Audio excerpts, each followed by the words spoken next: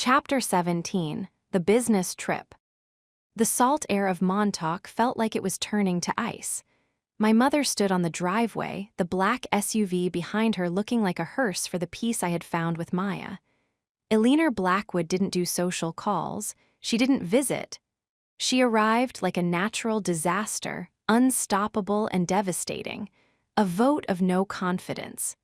I repeated, my voice a low, dangerous rasp. I felt Maya's hand tighten in mine, her fingers cold. The board wouldn't dare. I've increased the market cap by 15% in the last quarter alone. The board cares about stability, Alexander, Eleanor said, her eyes flicking to Maya with the same interest one might show a particularly troublesome insect.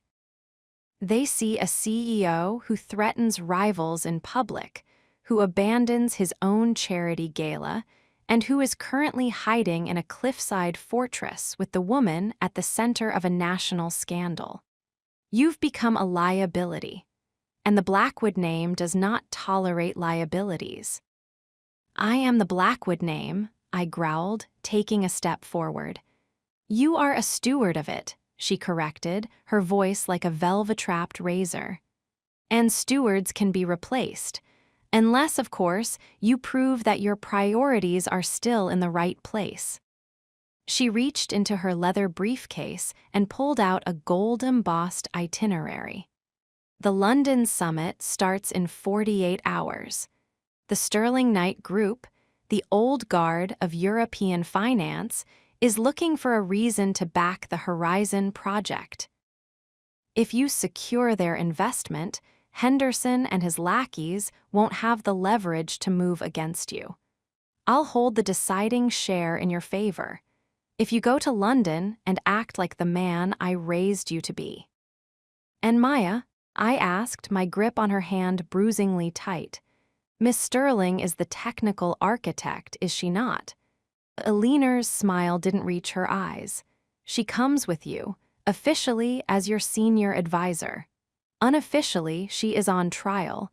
If she is the distraction the board thinks she is, I'll sign your termination papers myself. If she is the asset you claim she is, well, we shall see. Eleanor turned back to her SUV, not waiting for a response. The jet is fueled at Teterboro. You leave tonight. Don't be late, Alexander. The world is watching. As the SUV pulled away, leaving a cloud of dust in the morning light, the silence of the Hamptons returned, but it was no longer a sanctuary. It was a countdown. Maya POV. The drive back to the city was a blur of high-speed anxiety. Alexander was a statue behind the wheel, his knuckles white, his jaw set so hard I thought it might crack. He didn't speak. He was already in war mode, his mind 10 steps ahead in the London strategy. I looked out the window, watching the Long Island landscape fly by. A business trip. A trial. His mother hadn't just invited me to London, she had set a trap. If I failed to impress the Sterling Knight Group, I would be the reason Alexander lost his empire. If I succeeded, I would be proving my value as an asset, not a woman. You don't have to go, Alexander said suddenly, his voice breaking the heavy silence. I thought your mother said it was an ultimatum. To hell with her ultimatum. I can find another way to crush Henderson. I don't want you in that room, Maya. Those men in London. They make Julian Vane look like a Boy Scout. They'll try to pick you apart to find a weakness in me. I turned to look at him. And what will they find, Alexander? A weakness, or the woman who knows the code better than anyone in the world? They'll find a target. I've been a target since the day I walked into your gala. I'm not staying behind. If this is the fight that decides your future, I'm standing right beside you. He looked at me then, his gray eyes softened by a flicker of the man I had seen on the beach. He reached over and took my hand, bringing it to his lips. You're the bravest woman I've ever known, and the most stubborn. I learned from the best. We reached the Teterboro hangar just as the sun was beginning to dip. The silver Gulf Stream was waiting, its engines already whining in anticipation.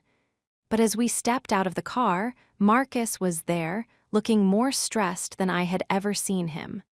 "Sir, the press found out about the London trip. They're calling it an emergency flight.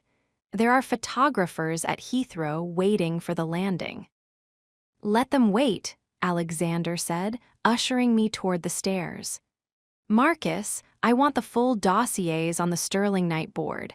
I want their personal debts, their failed ventures, everything. If we're going to London to play gentlemen, I want to know exactly which knives they're hiding behind their backs." Alexander POV. The cabin of the jet was a pressurized capsule of luxury and tension. I sat at the mahogany desk, surrounded by files, while Maya was curled up in the large leather chair opposite me, her laptop open. We were supposed to be sleeping. It was a red-eye flight, but neither of us could close our eyes. The hum of the engines was a constant reminder of the distance we were putting between ourselves and the safety of the penthouse. We were crossing the Atlantic into a world where I had no home field advantage. My mother's shadow loomed over every page of the briefing. "The Sterling Knight Group is led by Lord Alistair Knight," Maya said, her eyes scanning the screen. "He's 72, old school, and supposedly hates American arrogance. He blocked your father's merger in the 90s. "He didn't block it," I corrected, looking up from my own file. "He strangled it. He wants a legacy, Maya. He wants to be the one who ushered in the next era of medical technology. We don't sell him the business, we sell him the immortality. And if he asks about Aunt Evelyn and the scandal, then I'll tell him the truth, that the Blackwood family is messy, but our technology is flawless." I stood up and walked over to her, kneeling beside her chair. I took the laptop from her hands and set it on the floor. "Maya, look at me." She looked, her eyes were wide, filled with a mixture of exhaustion and a fierce, burning intelligence. "This trip, it isn't just about the company. My mother is trying to see if she can break us. She thinks if she puts enough pressure on the steward, he'll drop the distraction." "Am I a distraction, Alexander?" "You're my center," I whispered, my hands sliding into her hair. "And that's why you're dangerous. Because a man with a center is a man with something to lose. For 10 years, I had nothing to lose. I was invincible. Now, I'm just a man who loves you." I kissed her then, a slow, deep kiss that tasted of the salt of Montauk and the iron of the city. It was a kiss for the middle of the Atlantic, a grounding of two souls in a world that was moving too fast. She reached for the buttons of my shirt, her movements desperate. "I don't want to talk about Lord Knight anymore." "I don't want to talk about your mother." "And neither do I." I pulled her out of the chair and onto the plush carpet of the jet. The cabin lights were dimmed to a soft blue glow. Outside, the world was a vast, dark expanse of water and stars, but inside the circle of my arms, there was only her. As I claimed her, the fire of Act II felt less like a threat and more like a forge. If the world wanted to pick us apart, let them. We would burn so brightly they wouldn't be able to look at us without blinding themselves. Maya POV, hours later. The pilot's voice came over the intercom as the first light of dawn began to bleed through the clouds. "Mr. Blackwood, we are 40 minutes from Heathrow. Weather is typical London, gray and drizzling. Your motorcade is on the tarmac." I sat up, straightening my silk camisole. Alexander was already awake, sitting at the desk, buttoning his white dress shirt. He looked like he hadn't slept a second, but his eyes were sharp, focused. The man who had held me on the floor of the jet was gone, replaced by the Titan. We land, we go straight to the hotel for a change of clothes, and then we meet the night group at the Savoy, he said, his voice clipped. No room for error, Maya. They'll be looking for any sign of a crack. I'm ready, I said, standing up and reaching for my suit bag. I chose a charcoal gray dress with a structured blazer, severe, elegant, and unmistakably powerful. I did my hair in a tight, low knot. I looked in the mirror and didn't see the girl from the library or the woman from the beach. I saw the senior advisor of Blackwood Industries. The landing was smooth, but as soon as the doors opened, the reality of the business trip hit. The drizzle of London was punctuated by the strobe light flashes of the paparazzi. They were behind the fence, but their presence was a roar. Alexander stepped out first, his hand extended to help me down. Alexander, is it true you're being ousted? Maya, have you seen the latest from Julian Vane? He ignored them, guiding me into the back of a black Bentley. The doors closed, and the silence of London luxury enveloped us. Vane, I asked, looking at Alexander. What did he do now? Alexander pulled out his phone. He leaked the locked-in clause, or a distorted version of it. The headlines are calling it modern-day indentured servitude. He's trying to frame our relationship as a legal kidnapping. I felt a wave of nausea. He's trying to invalidate the contract. He's trying to ruin your reputation so the night group won't touch you. If you're a victim, then your professional contributions are suspect. You become a liability, not an asset. Alexander's jaw tightened. He looked out the window at the rain-slicked streets of London. He thinks he can play on Lord Knight's sense of honor. He doesn't realize that Alistair Knight hasn't had a sense of honor since 1975. How are we going to fix this? We don't fix it, Alexander said, turning to me with a dark, predatory smile. We use it. If they want to talk about the contract, we'll talk about the contract. But we'll do it on my terms. Alexander POV. The Savoy was a bastion of old-world power. The private dining room was paneled in dark oak, the scent of expensive cigars and aged port lingering in the air.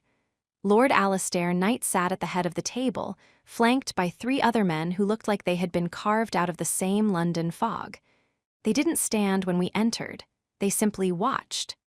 Alexander, Lord Knight said, his voice a deep, gravelly rumble. You look more like your father every year.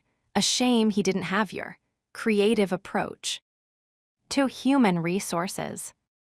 He looked at Maya, his eyes narrowed behind silver-rimmed glasses. And this must be the famous Miss Sterling, the woman who has the American tabloids in such a state. I'm Maya Sterling, Lord Knight, Maya said, her voice steady as a rock. She didn't wait for him to offer a seat. She pulled out the chair at my right and sat down. And if we're here to discuss tabloids, I'm afraid I've wasted a very long flight. I thought we were here to discuss the future of neural mapping. A flicker of surprise crossed Knight's face. He looked at me, then back to her. Straight to the point, very American. But the future is hard to sell when the present looks like a legal minefield, Miss Sterling. The rumors regarding your arrangement with Mr. Blackwood are troubling. My arrangement is a matter of public record, I said, leaning forward.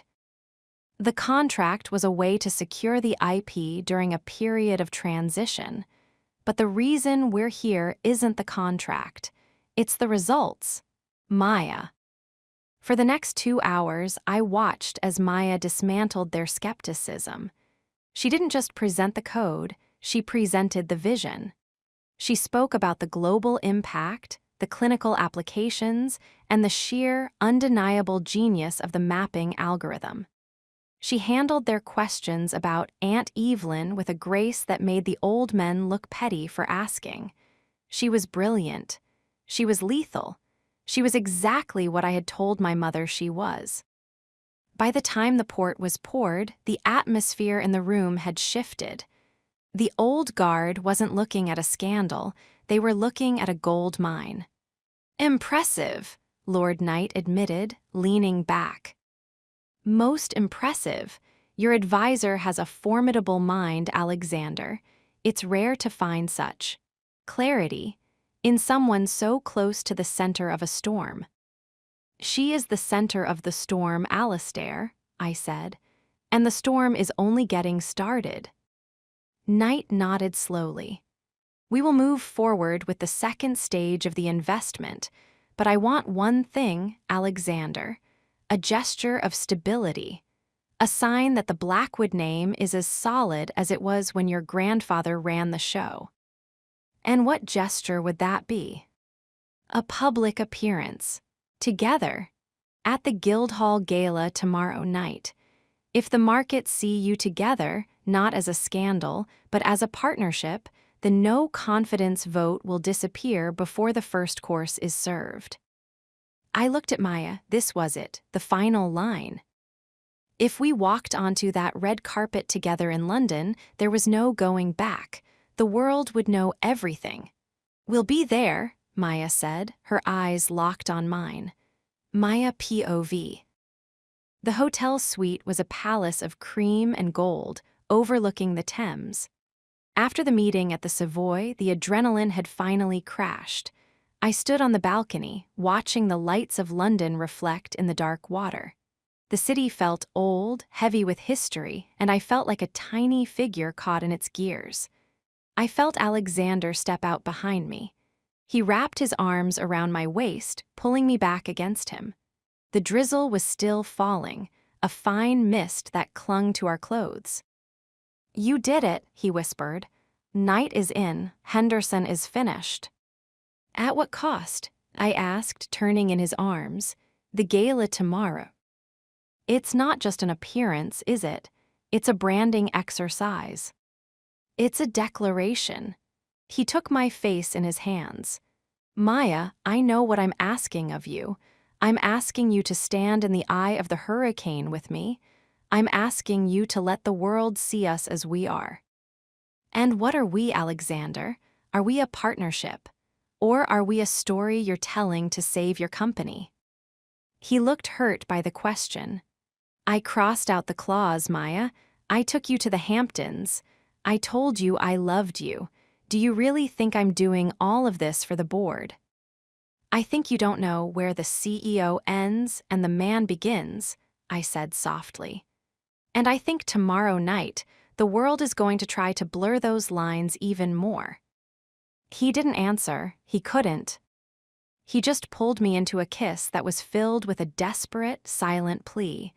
We were in a foreign city, surrounded by enemies, and the only thing that was real was the heat of our bodies in the London rain. Let's go inside, he murmured. The Guildhall is tomorrow. Tonight is just us. But as we walked back into the suite, I saw a message on my own phone, an unknown number. The steward can't protect you in London, Maya. Ask him about the night agreement of 2012. Ask him what happened to the last woman who sat at his right hand. I felt a chill that had nothing to do with the weather. The business trip was no longer just a rescue mission. It was a descent into the dark history of the Blackwood family.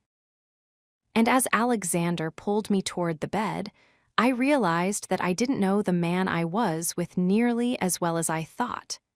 Alexander POV, midnight. I watched Maya sleep, her face pale in the moonlight. She had been quiet since we returned from the balcony.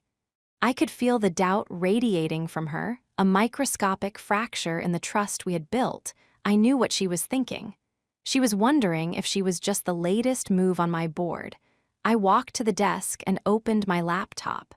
I searched for the 2012 archives, the night agreement. It was a ghost I had tried to bury.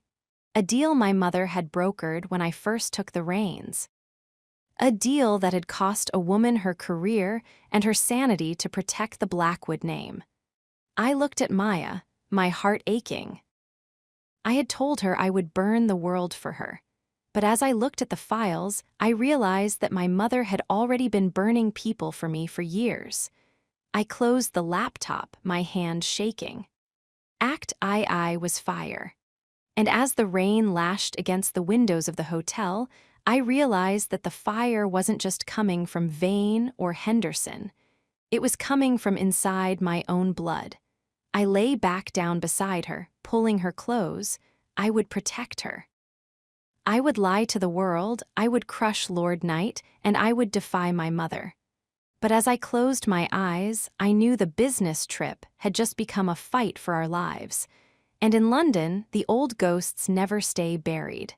Next chapter, Chapter 18, One Hotel Room.